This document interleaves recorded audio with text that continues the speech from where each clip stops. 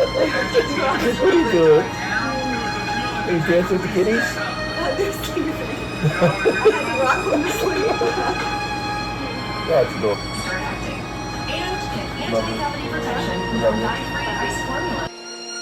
From Heaven to Hell, a true story that demands justice.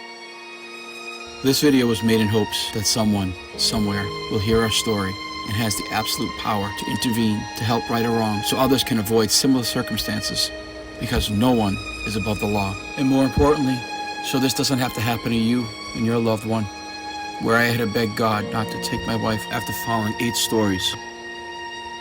Not yet. Love you, babe. Love you too. I don't have yours. Yeah, you don't cook in mine now. Feet up. How did this happily and beautiful couple, who always stated the other was heaven sent in their own twin flame, go from falling in love, building a beautiful life together, and invested both their life savings into the happily ever after new home, suddenly go to falling 120 feet off a building in Boston on Christmas Day, all because we were defrauded by a professional con man out of everything that we paid into the property, including losing everything we moved into the property as well, as the fraudsters got to keep what they wanted while throwing out the rest and filling 8 dumpsters full of our personal belongings, family heirlooms, photographs, baby pictures, and other irreplaceable things. And they also threw all of our stuff all around the property outside for the public to see, acting as if we destroyed the property that we built with our own stuff. It's heartbreaking seeing everything that we built taken advantage of and thrown away. All made possible by a corrupt judge, where recently discovered evidence proves that the prevailing party and the judge committed felony-level crimes in order to guarantee a win for the fraudsters. I don't see any check for that. May I see that? Yeah, I did.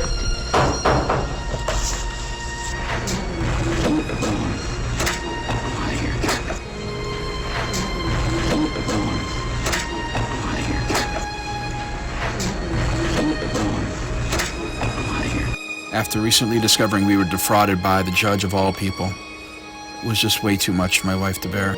And trying to escape this nightmare, which is the reason why Kathleen jumped off a building and fell 120 feet, trying to take her life because of these people. She doesn't deserve this. Nobody does. What our water taxi is. Yeah, that'd be nice. Well, if they just drove that Yeah. and drove back and forth. Hey, come here. Love you. Love you too. In a court of gold or a court of red, a lion still has its claws, and mine are long and sharp, my lord, as long and sharp as yours. That's the arena. Right here. The arena's right That's, there. But isn't that their sign? That's ours, yeah. Yeah, that's what I'm saying. We need a sign. I didn't even know there was one. I mean, it is a good location.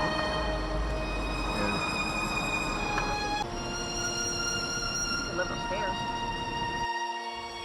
After becoming victims of fraud by a landlord who took thousands of dollars from us and never completed construction that he was contracted to do, and on construction he did prior to us moving in, he did without safety building permits, which directly caused my wife and I serious bodily injury. Within just days of notifying the landlord on 7/13/2019 that the landlord was responsible for causing severe injuries to his tenants, the landlord filed a malicious court action on 7/22/2019 in order to cover up his wrongdoings and illegal misdeeds by falsely claiming that the tenants never paid rent for the last 20 months during their 24-month tenancy, starting December 2017, January 2018 to July 2019.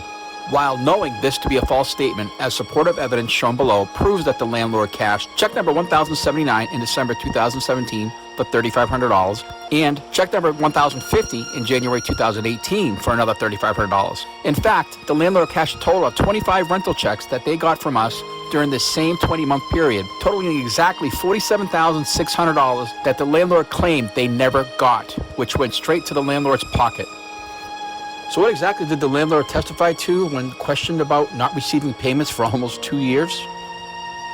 She lied her ass off. Where does the 12/31/2017 come from? That's when they started not paying the rent.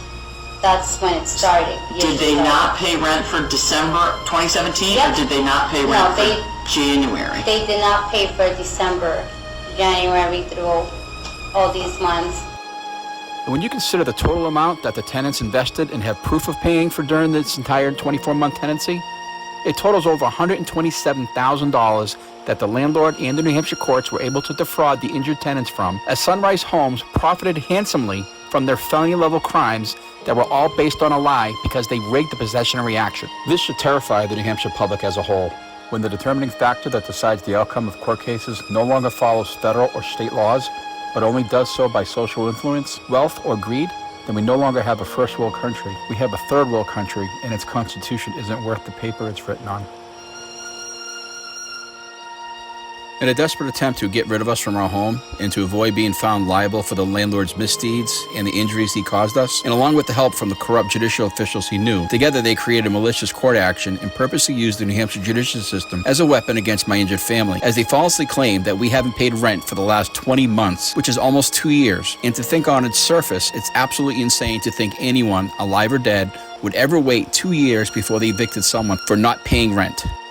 The landlord destroyed evidence by changing the 7-page lease down to a 4-page lease, removing all of our rights and conditions within the lease that the landlord agreed to and had since breached.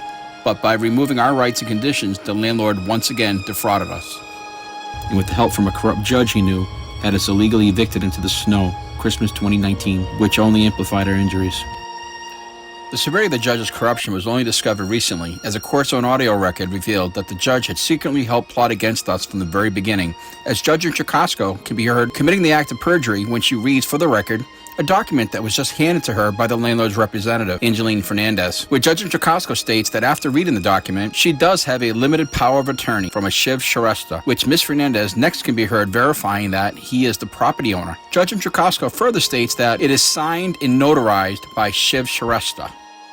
Okay, I do have a limited power of attorney from a Shiv Shrestha. Yes, he's the property owner. And it is signed and it is notarized, signed by Mr. Shrestha.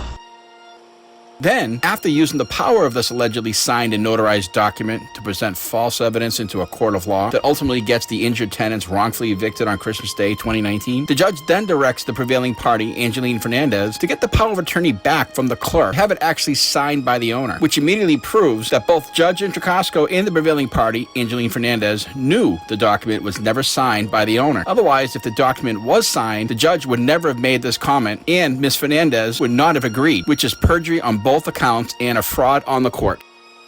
Okay, and wanted to make sure we have her power of attorney.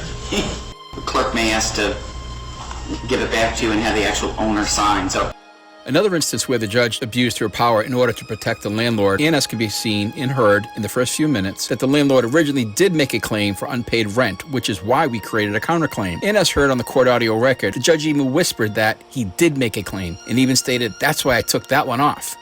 But moments later, Judge Chakosco falsely states, for sake of the tenants, that the landlord did not make a claim, which now, in a deceitful and unfair way, completely dismisses our counterclaim for the injuries we endured, and once again, defrauding the injured tenants.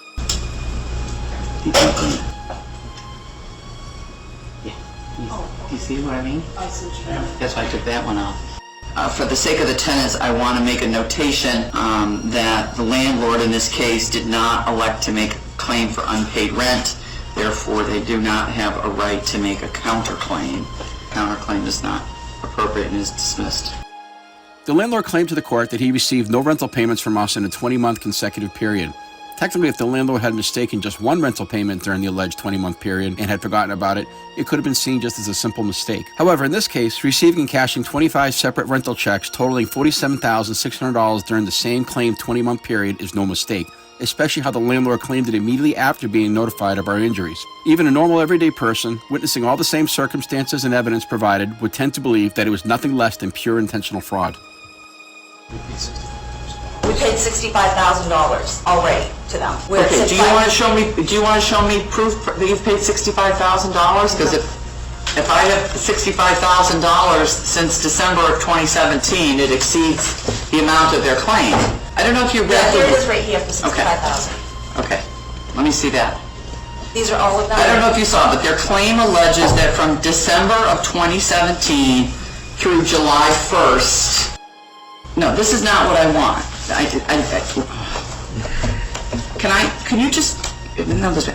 I need to see your payments, okay? Just give me your payments. Those are canceled checks. These are our payments. Well, that's not, okay, then give me those. I'll see the canceled checks. Don't hand me a big thing of paper to fish through, okay. Unknown to us at the time, but it can be heard clear as day on the court's own audio record that after my wife presented $65,000 worth of payments to the judge, that the landlord cashed during this 20-month period, thus proving the landlord's statement to be 100% false, which should have won us the case, but didn't. And when my wife was being respectful to the judge by saying yes, Your Honor, or no, Your Honor, behind my wife's back, and for no reason at all, except that maybe the judge didn't expect that we had proof of all of our payments and we weren't making the illegal eviction easy for her, which made her furious. At timestamp 31:16, the judge can be heard making such hateful and hurtful remarks about my wife as Judge Trocasco whispered to the clerk, "I hate the blonde. I want them out of here." I don't see any check for that. May I see that? Yeah, I did.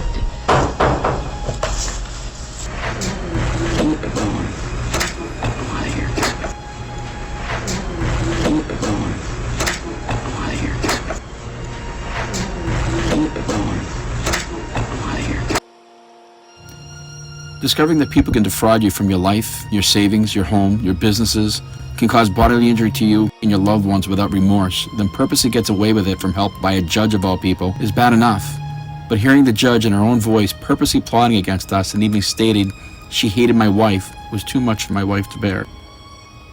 On December 25th, 2019, Christmas Day, we left our home peacefully because the sticker on our door stated we were to be evicted in the morning. While the world was told to stay home and stay safe because of the COVID-19 epidemic, my wife and I, as sick as we were forced to live in our vehicles in a Walmart parking lot for the next 2 years.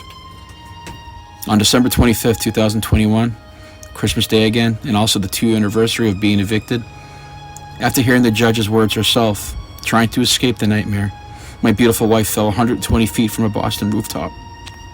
And this is the doctor telling me I was about to lose my wife because the damage to her brain was so severe that she had less than 1% of brain activity coming from her brain. And it's all my fault. I was supposed to protect her. But as far as the left and right hemisphere, is there absolutely zero spark? There is still something going on, right? We can't say that. I believe in miracles. That's why I was asking if zero spark. I mean, very little. Okay. Very little. But more than zero, though, right? Possibly more than zero. But Thank you. I never want to leave her alone. My love, the day we met, we both knew it was an amazing day and heaven sent as we both prayed for each other to be the one.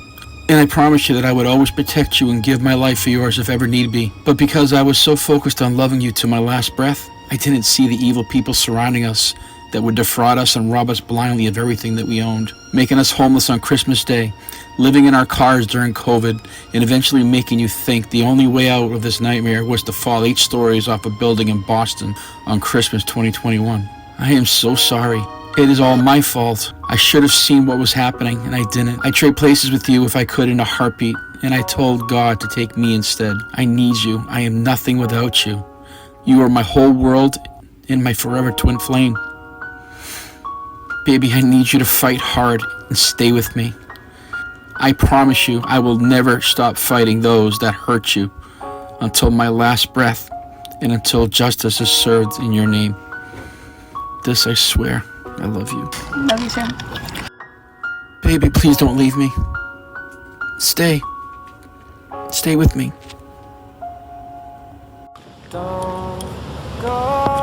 Hey, video. Hi. Love you. Love you too. No. Love you.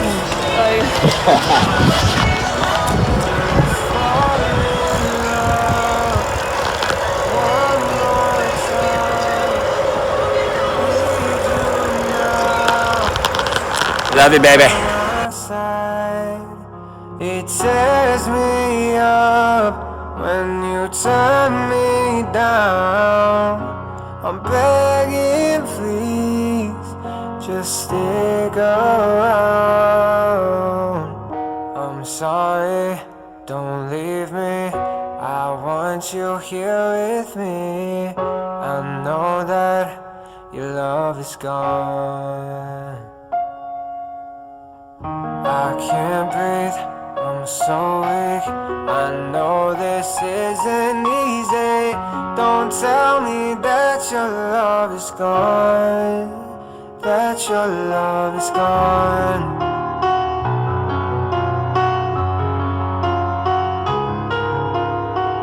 Don't tell me that your love is gone, that your love is gone.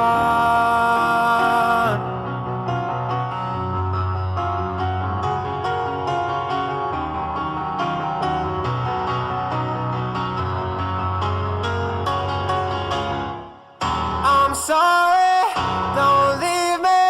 I want you here with me.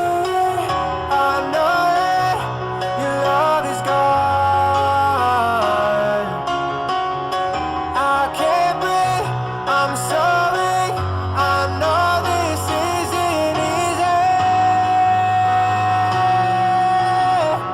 Don't tell me that your love is gone, that your love is gone,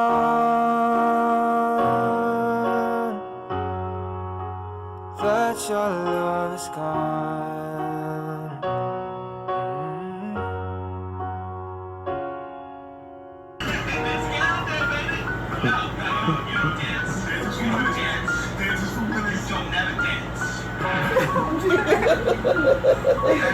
What are you doing?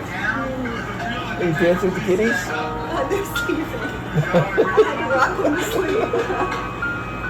That's cool. Start acting. And get Lovely. anti-cavity protection with Lovely. dye-free ice formulas.